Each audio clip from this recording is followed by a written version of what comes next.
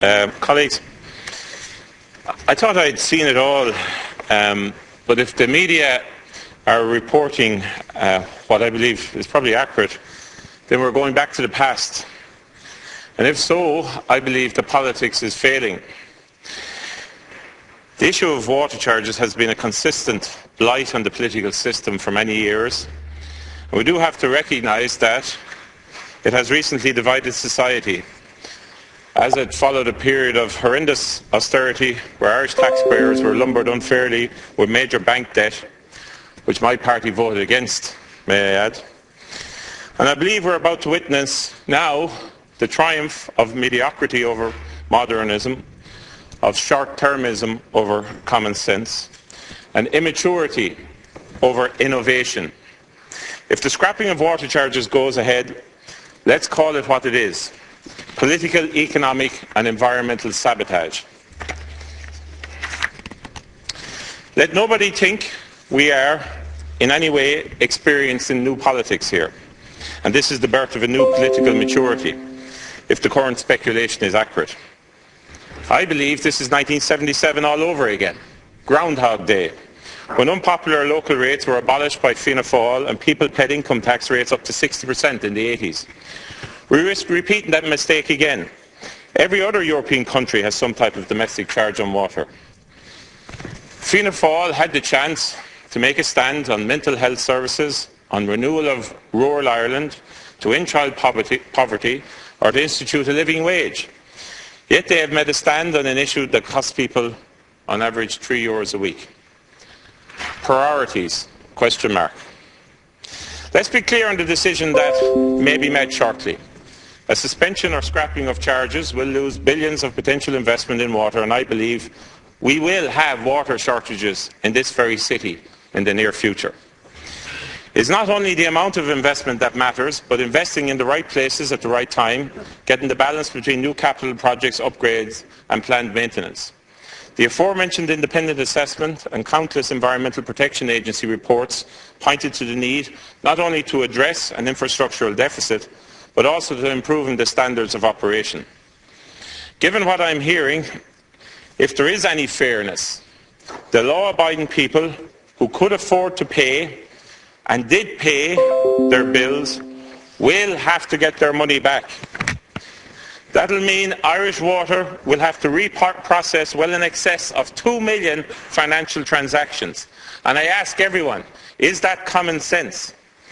But whether the charge has been suspended or abolished, I believe Fianna Fáil, and indeed Fine Gael, who aren't even here, need to tell people how and when they will give back their money.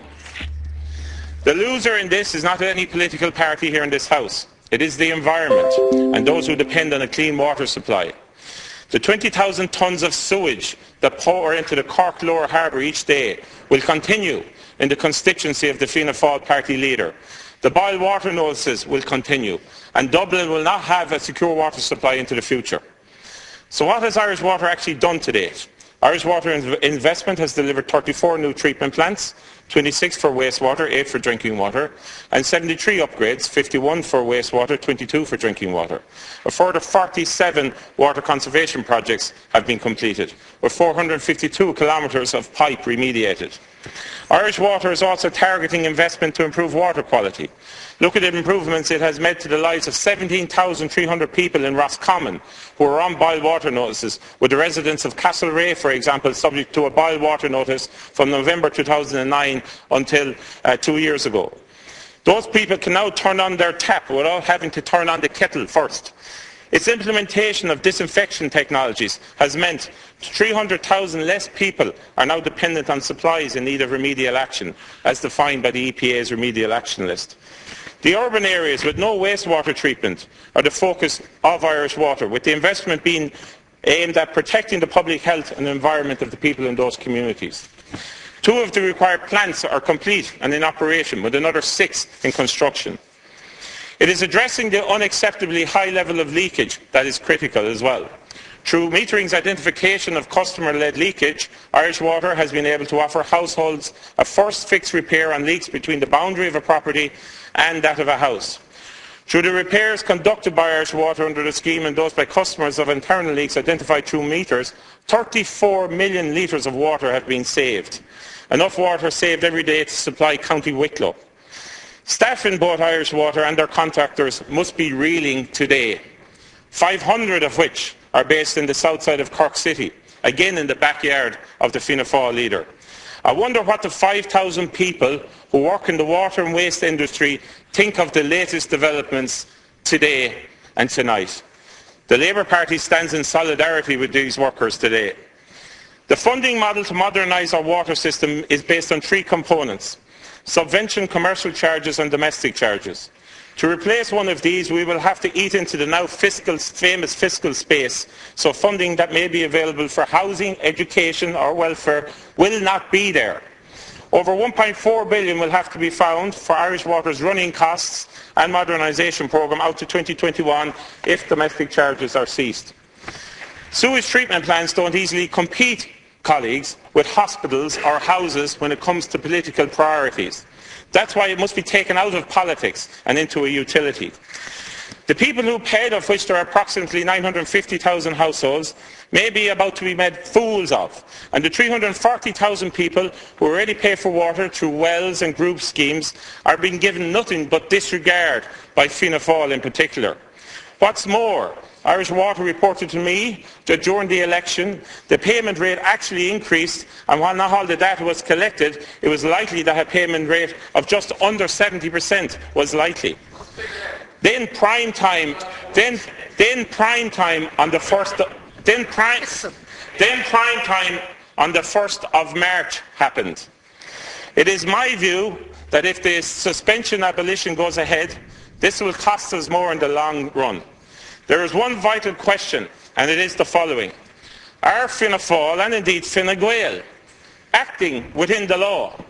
Does the decision to suspend water charges run contrary to EU law, and in particular Article 9 of the Water Framework Directive? Let the record show that Ireland did have a derogation from water charges, but it was signed away by none other than Fianna Fáil in 2010, who committed to domestic water charges then. We should note that the directive institutes the principle that the user pays, and costs must be recovered from the user or polluter of water. The failure to do this will likely result in substantial EU fines in the years ahead. Both Greece and Italy were both hit with millions of euros in fines that were increasing by the day until environmental issues were tackled by the European Court of Justice.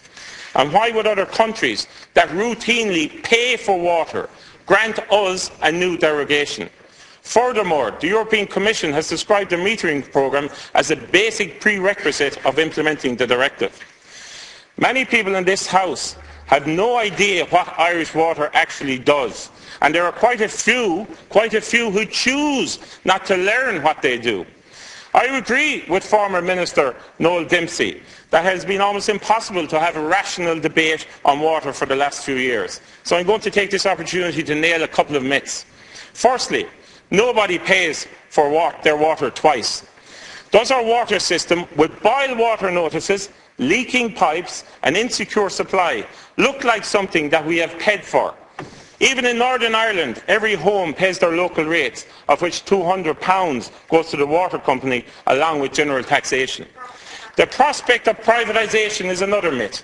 I cannot imagine any private entity ever wanting to own thousands of kilometres of Victorian pipes while having to adhere to strict regulations set down by the EPA or the HSE on water quality. However, a referendum on future public water ownership may help to address people's concerns, and the Labour Party will indeed support that if it finally puts it to bed. I am concerned that the deal being proposed between Fianna Fáil and Fine Gael has not been made with any kind of engineering expertise or with the knowledge of the people that have to put in the investment, i.e. the management of Irish Water. And I would say this to those of the right to water, that if they really believe water is a human right, I could not agree more, but maybe they might pay attention to the United Nations, which their definition of access to water is not free for everyone, but affordable water, where the cost of providing it does not go above 3% of people's incomes. Protecting water as a resource is also essential in tackling climate change. as energy use in water treatment is a major contributor to greenhouse gases, another fact that has been lost on the so-called hard left in this debate. Decisions on Irish water were rushed too quickly after the last government came in. Minister, I accept that. Your time I believe we are rushing this decision too. I fear we're about to throw that away and keep our water system in the 19th century. Thank you, Minister. The Labour Party stands by the people who choose to pay. We further stand behind people acting responsibly and based on our values, regardless of the political consequences. If you don't govern by your values and govern based on public opinion alone, then you will never achieve anything. Please take your seat. A former politician stood in this House and accused Fianna Fáil of economic treason. Today, I believe Fianna Fáil are guilty of environmental treason. Your time has expired. And Labour Party stands behind the important public service of water provision. Minister Kelly, your time has expired. I'm concluding. You're concluding now, Minister. Please take your seat. I'm concluding. I'm concluding. Standing orders, Mr. A little bit of respect. Please adhere to standing orders. Politics is failing the people of the country again. Utopian populism is winning again. It's Groundhog Day, colleagues. We will regret it, just as we did in 1977. Thank you, Minister.